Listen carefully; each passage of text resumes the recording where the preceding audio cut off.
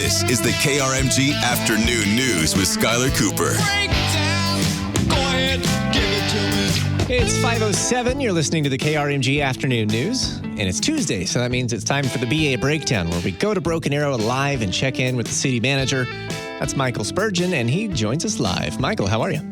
I am doing great, Skylar. It's been a very busy week. We're doing budgets for next year, next fiscal year, but I was super excited about getting a chance to talk to you today to see what kind of questions you had. Well, one of the things I wanted to bring up is I understand that we're very close now to Broken Arrow launching the micro-transit program you and I have talked about, where people can basically have a public version of Uber around BA, as I understand it. Maybe that's not the best comparison, but that's coming up pretty soon, right? It's going to go live?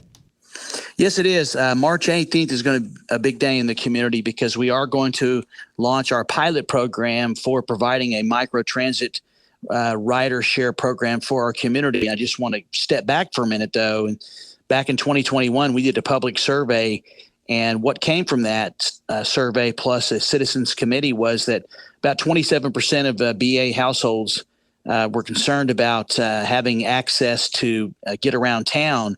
And the citizens said that they really were looking for a more efficient way for public transportation. And so this pilot program, which we're going to kick off next week, is going to be an opportunity for us to service those folks that have limited ability to get around during the week, Monday from 8 a.m. to 5 p.m.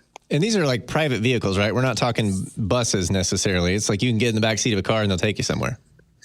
Yes, we're also going to maintain our fixed route that goes to downtown Tulsa because we have folks that actually use that route, and it's very important that we not change that in any way, shape, or form, which we're not. But we have purchased through a grant 4 Mustang Mach-E cars along with a 7-passenger van, and we're going to have an app where folks can actually go on and schedule a ride between those hours of 8 a.m. and 5 p.m., and someone will come by and pick them up and take them to within a specific area of our community right now. It's about a 17-mile rectangular shape area that's going to be a part of the pilot program. And we're going to get the results probably later this year and see how it went and then determine how we go forward with it, making this permanent. So if I wanted to give that a shot, I download an app and just kind of call them over or schedule it. Is it a separate app from the BA apps that are already out there? Yes, actually, it's going to be called GoPass. That's GOPASS app to be able to book a trip, and it'll be booking a trip just like anyone that's done rideshare, like a Lyft or an Uber program. So it's going to be very, very similar to that. We're rolling out communications about it, and we'll continue to monitor feedback from the community as well as continually update how you can ride it throughout the pilot program, and then see how it goes. I mean, we're really super excited. I think this is the model we should be using for a community our size with the needs that we have.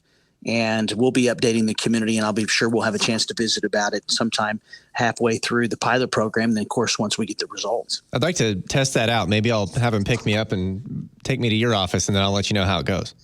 Yes, I'd like to see you do that, Skylar. In fact, I plan on doing the same thing. And I will tell you, is the cost is $1.75 for a 3-hour ticket. Oh. So you're talking about very, very affordable to get around that rectangular 17 square mile area. And so we're expecting a lot of folks that had some challenges with getting around town to be able to use it. And that's the goal of the council and myself is to make this service available to our citizens. Well, I might have them take me down 23rd Street or County Line Road there because I know there's a lot of progress happening. I drove through it recently, and really what you notice when you drive by, we're talking about where the road is being widened and goes over the highway there. I noticed the bridge looks like it's really coming along. A lot of the beams in place, and I think I saw somewhere that it's going to be concrete's going to be going down soon. So that project looks like it's coming along. Well, if you take the rideshare program between now and probably 4th of July, you're going to see a lot of orange cones out there. So just be prepared to have to manage through the construction. I'm super excited that we are on schedule. And that's the first thing I wanted to mention is that this should be wrapped up sometime, I'm saying probably by the end of June, early July. Nice. Construction's going very well. I know it's been an inconvenience for residents since last spring. The bridge is coming along really, really well. The beams and the deck are completed.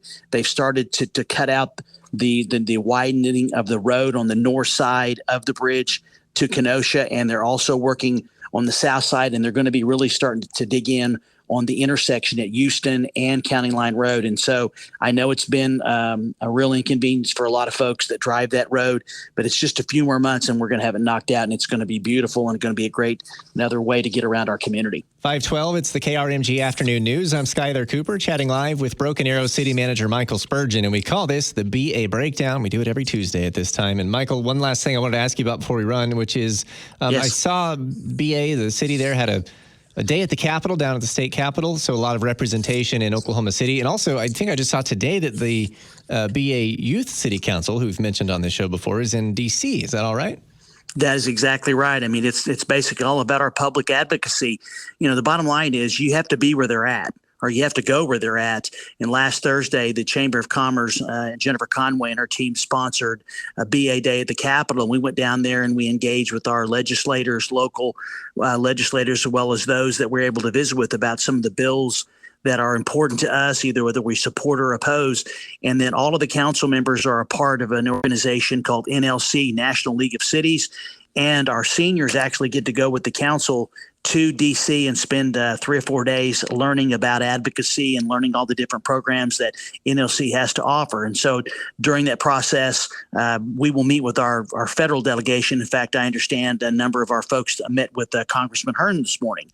And so there's just a lot happening, and we want to make sure that our legislators locally or federally are hearing from the elected officials and community leaders in BA about the things that are important to us, because we want to continue to make sure they know what's important so we can continue to be one of the best places to live in Oklahoma and the United States. BA City Manager Michael Spurgeon, always nice chatting with you. We'll do it again next week. Take care. Have a good week.